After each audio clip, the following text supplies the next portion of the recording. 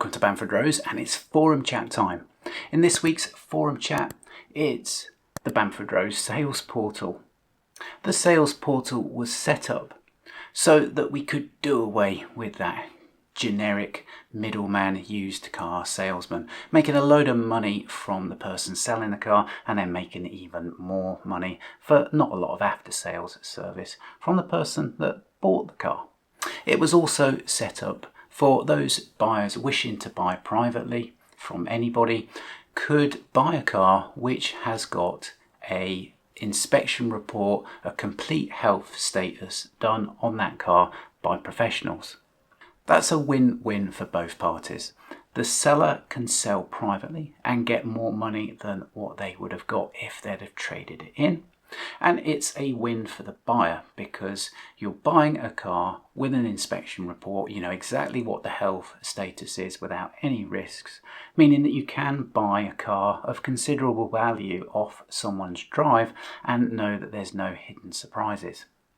And you're getting that car cheaper than what you would have got that same car for at a sales outlet. Now, that idea sounds absolutely fantastic and is why there are 2,700 members of that Facebook group. But disappointingly, what that group is short of are actually cars for sale. Today, there are 861 Astons for sale on Auto Trader and there are 304 cars for sale on that other auction site. How many cars for sale on the Bamford Rose sales portal? Well, I think you could count them on one hand. A Facebook group of 2,700 people is by no means a small group, so you'd have to say that there was a certain percentage of that 800 cars that knew of that portal's existence. So, why has that sales portal got so few cars for sale? Now, we prep cars here to a high standard. We're pragmatic about what we do. If the mileage is going to be low, certainly if there was no European driving tour involved, and if there was some maintenance that wasn't critical, it could be deferred, then that's okay for that to be deferred. But there's still a lot of repair and maintenance work deferred that even if it was my own car, I wouldn't be deferring that. But the owners justify it by saying, well, I'm not going to do too many miles this year. I can think about that next year. I'll start to use the car more next year. Well, people's circumstances change and then all of a sudden the car is put up for sale. And in the Aston world, it's also common for cars with problems, for those problems to not actually ever be fixed, but those problems are traded onwards.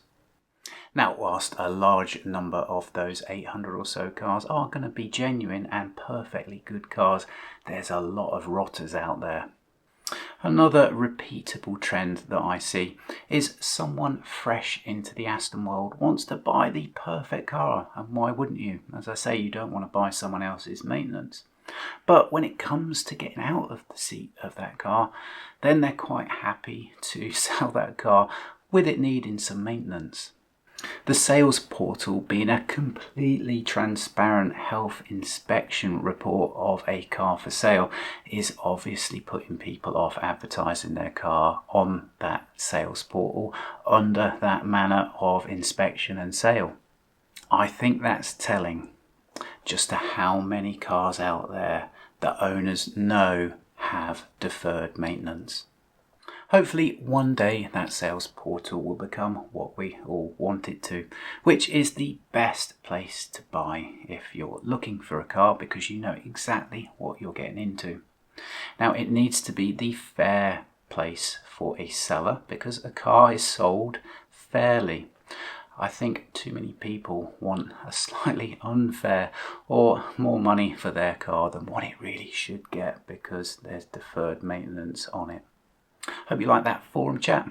As always, it really helps us if you can subscribe to the channel, click us a like and give us your comments about buying and selling Astons.